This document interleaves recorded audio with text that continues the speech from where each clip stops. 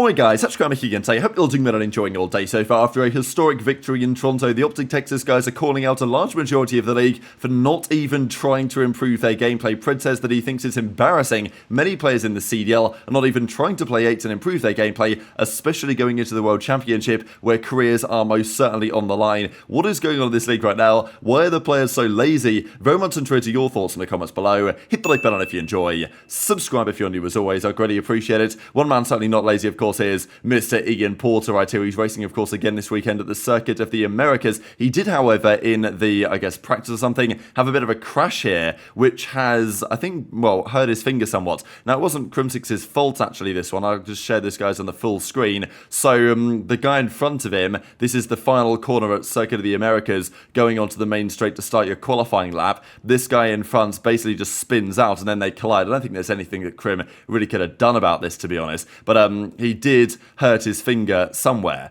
So yeah, here he comes, I think preparing a qualifying lap and then the guy just loses it in front of him and then they collide. So the car is fixed, I think that's what he said, that they got the car fixed, no problem, but you know, his finger that he hurt in the accident is not fixed, so he's just going to have to power through, I guess, for the rest of the weekend. So yeah, wishing Krim the best, of course, for the rest of the race. It'll be streamed on Krim's Twitch, I believe, and also on the YouTube Porsche North American Sprint Series Challenge, whatever it is. Bit of a mouthful, really. It's on their YouTube channel as well. This is the Cellium Index, by the way, for the season, and it's called the Cellium Index for a reason. But this is percentage of series where a player has either a 1KD or above a 1KD.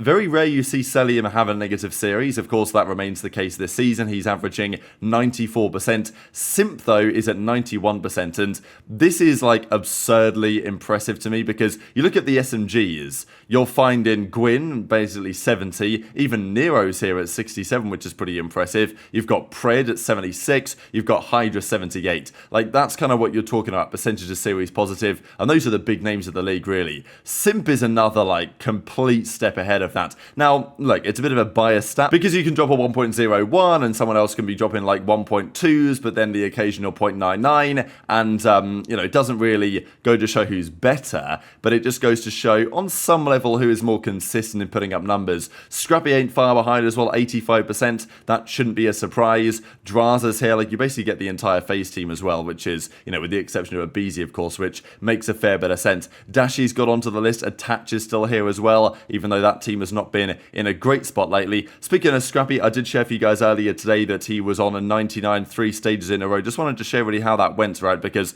the first major they won, so 99 overall. It was stage 2 where his search and destroy was, to be honest, not even lacking. I mean, he actually still had the highest damage around in the league in Search and Destroy last stage as well, because I mentioned earlier today that he had that stat here for this stage. He had it last stage as well, but like his Search and Destroy play overall wasn't as strong, but still a 99 overall, of course, and this stage was in some ways even better. I mean, he's had 3 stages in a row now of being the highest damage per 10 in his role in the league in Control, and he actually had the same number, that's pretty absurd, isn't it, in Control back-to-back. Like this stage to last stage in Control, basically the same. Man, like what a player. This is Dashy, by the way. Just wanted to show how much he's improved, right? Because Scrubby's been super consistent, but Dashy has leveled up his game, I would say, from the start of the season to now.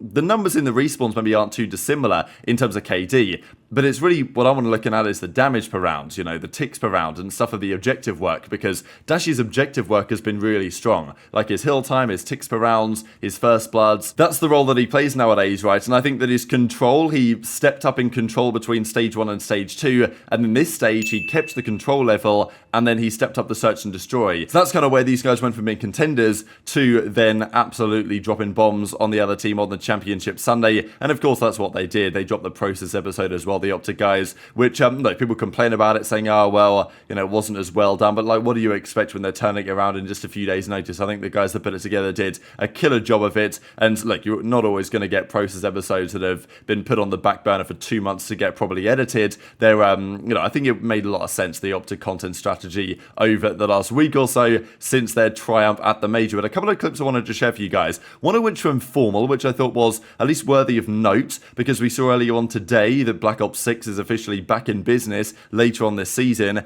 Formal, of course, generally had a rather good time on the Black Ops games during his day as a COD pro. Now, of course, today he's a Halo professional, but what he says is looking at this crowd and the vibes there in Toronto, because obviously, they love the crowd shots. There was also some questions on this, especially after Scrappy took down Drazah. Okay, Toronto took down FaZe at the Major, and Hex was on the OpTic watch party saying, why are you on the crowd? We want to see the player reactions, which is true. I know they want to, like, hype up the crowd and everything like this, which I get it, right? Like, for the viewers and everything, it's kind of cool to see where the crowd are reacting, but I do think most of the time the reaction should be on the players. Like, instead of seeing this, I kind of just want to see the player reactions more so than the crowd. You can show the crowd later, in replays or whatever. But the crowd was mega. Like, it was hella loud, and just naturally, Halo is a solid esport in some ways, but, the game starts, the game launches, and then within a couple of years, it's kind of tailed off to some degree for various reasons. It's the same story every single time, to be honest, with Halo. And Formal's like, damn, why am I still playing Halo when maybe I could come back and play this game instead,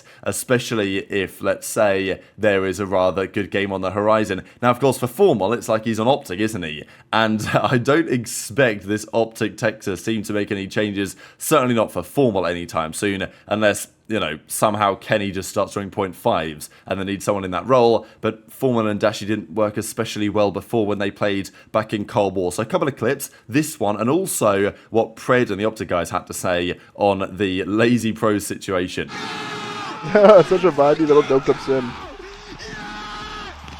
A wave of elation across the Matamé Athletic Center. Crowd was insane too, dude.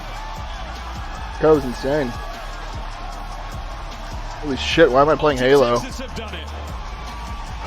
League is so crazy that, like, players in, like, even I think the LCS, in their off season, they fly to Korea and they play ranked over there because it's better. Because they're better players. The people there are so much better that they go there for better practice. So imagine this. They go play ranked in Korea. That's like you flying on, flying to fucking Canada. Yeah. Well, no, imagine like all Australians coming to NA to try to get top two, like #1 top 250. Like that's crazy. NA makes, but yeah, that's they do, but.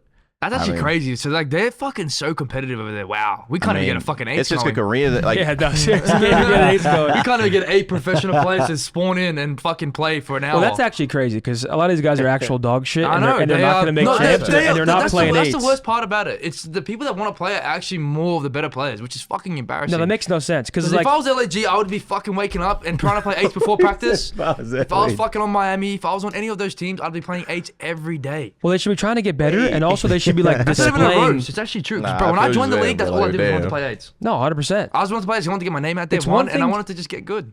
But these guys don't give a fuck. It's embarrassing.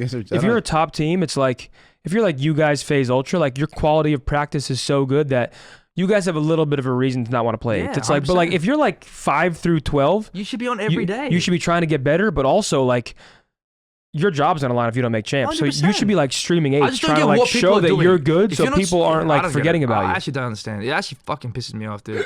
It makes no sense. I just don't get what they're doing. Like, why wouldn't you want to grind the game to like be good? I don't know. It's the same people that get dropped down to challengers and they can't make it back, and they're like, fuck. Now the COD is just very lazy people, bro. That's what I like. So this was a tweet that Dashy put out yesterday, Hardpoint8s ? And he put it up for a couple of hours, I think, and then nobody replied to this. So he just deleted it. Like, at least no pro players replied to this. So this is the thing. I don't understand exactly what it is.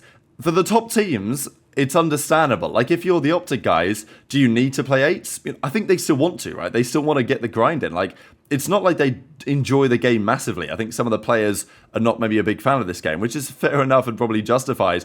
But you've still got to play it. It's your job at the end of the day. Like, I don't know, if I was like the coach of some of these weaker teams, I'd almost be like mandating it. Do you know what I mean? Like, I'd be mandating they play some sort of extra time. Do I want my players just to, let's say I'm 8th or I'm 12th or, I'm in, 11th or something. Boston might just be chalked. But if I'm in a position in the league where I'm on the bubble of making the World Championship or not, surely I need to be putting in all the time that I can, especially if you're telling me that the OpTic guys, they want to play 8s. So you're telling me I get to play 8s with Dashy and Pred and all of those guys and, run up a couple of series every night and improve my gameplay. Some players don't like it. They think it builds bad tendencies. The FaZe guys are like that. And fair enough. The FaZe guys are great. They can do what they want. And the same thing for the OpTic guys in Toronto. You know, they don't need to play 8. They're good enough as they are. And it's not like any of the other teams are catching them up because they ain't putting in the time. So this is just confusing to me that if I was Heretics and down, and even I thought it was kind of funny that Pred threw in the Miami jab there as well. Like, he was like, look, if I'm Gorillas or if I'm Miami, and I was like, well, Miami actually are 5th in the league right now, Pred, and they did pretty well at the last major. They nearly beat you guys. At least they could have done. But of course, Pred hates Miami, so any chance to throw a dagger in and say, like, why are you guys not grinding? Then he's obviously going to do that to Miami foremost. But still, mainly he was racing Los Angeles Gorillas, for example. But they were comparing the COD players to the League of Legends players that are grinding super hard all the time. And in COD, it seems like some of these teams are kind of committed to, like, okay, we'll turn up every day, we'll do our 2 sets of scrims, we'll get our practices, maybe we'll watch some VOD, maybe we won't, and then we'll go home and chill for the rest of the day. It's like, that didn't used to be the mentality in esports, certainly not in COD. I think one thing that's changed, which is not necessarily a bad thing, but I think it's, you know, it's maybe had unintended consequences in some respects, is that when the only money you could win from these events 10 years ago was prize money, you had to win. That's how it worked. You couldn't turn up, get 8th, get 12th, still get a salary, still get, you know, paid to play and all this stuff. It didn't used to work like that. So if you're Gorillas, you might think, well, you know, I'm still getting paid the salary, like, whatever. Maybe I won't play 8, I don't need to, I don't really want to play it, I don't really enjoy the game, and I'm pretty happy with where I am in terms of my individual gameplay. Maybe we're good enough to make chances, maybe we're not, but whatever, no one else is grinding either, so who cares? But that's not really the right mentality as far as I'm concerned, as far as Pred is concerned, because they're making the point, well, hang on a second, are you trying to make the World Championship or not? Because if you don't make it to the World Championship, or even if you go to the World Championship and get absolutely spat on the entire time, you probably ain't in the league next year, right? Like, we know this is probably going to be true again, that at least 9 teams will make changes, possibly 10. I mean, last year it was all 12, right? Which was a surprise. I mean, there may be more this year, but I think probably we'll see at least, you know, 9 change. It could be more than that. And for some of those guys, they're going to be out of the league, right? So there's certain players right now that aren't grinding that maybe should be, and as a result, they're putting themselves in a bit of a precarious position. So confusing to me why we don't see this more often, and obviously as Methods makes the point, play 8, stream it, so people know that you're actually still good, because you know, you don't always see it on some of these worse league teams. This, by the way, were the power rankings that Mr. Zuma put together here after the major. I think, in general, these are probably better than Octane's, but I'm not sure I agree this time with what's happening at the top. I think I kind of agree with this. Boston down here, Gorillas, Rocker, Vegas, you know, Thieves on the same, because you can't really choose between these 4 teams. I actually think it's really difficult to say who would win. Like, if you put any of these 4 teams against each other in a best of 5 right now, who wins, like, between any of these respective games? Very tough to predict. New York, I do agree, are in a tier behind the other top teams, but I think I would be inclined to put Ultra up in the S tier here, just because, okay, Ultra, they didn't win the major, and they didn't win last major, but they did beat both FaZe and OpTic at this very tournament. So I kind of have a hard time believing that they are significantly worse, but intrigued to your thoughts in the comments below. And just speaking of FaZe, one final thing I thought was interesting here from Downtown on stats on FaZe's kind of dynasty, right, if you want to consider it that, which I don't think it really is. In some level, it's been the FaZe era, but I just don't think personally you can put them in the same category as OpTic and complexity. Since Cold War, they've played 16 CDL events. They've been the betting odds-on favourite every single event since Cold War. They've reached Sunday at 14 of those 16 events. They've made the grand finals 8 times. They've only won 2 of those. So pretty incredible, really, that despite being the betting odds favourites, they've won 2 of those 16 events. 3 teams have won more events than they have. New York have won 4, Ultra have won 4, Thieves have won 3, OpTic have now won 2 as well. So, you know, it is just interesting, isn't it? Maybe it's just kind of a coincidence, but it can't be a coincidence. The FaZe's record come the Sunday, just, you know, their grand finals record is 2-6 since then, which just isn't good enough. So FaZe are still insane, but every time they make a championship Sunday and don't convert, it is going to remain a storyline. So very much intrigued to your thoughts in the comments. Hit the like button if you enjoyed. Subscribe if you're new. Take care. And I'll see you next time. Yeah. If I had more. Nah, Tony. No, see, I lose it. You know what I mean? I gotta hear him talk. Ping pong and just really good at Nah, Tony, you're not getting Tony. I just turned into this some random Italian guy. You know what I mean, Tony? I just. You want to know? It's when you really have to put behind you. You know what I mean? You know what I'm saying? Tony, you showed up with an arm sleeve. With the sleeve. I lose it. That's quite the accessory. Get Zoom in the calls.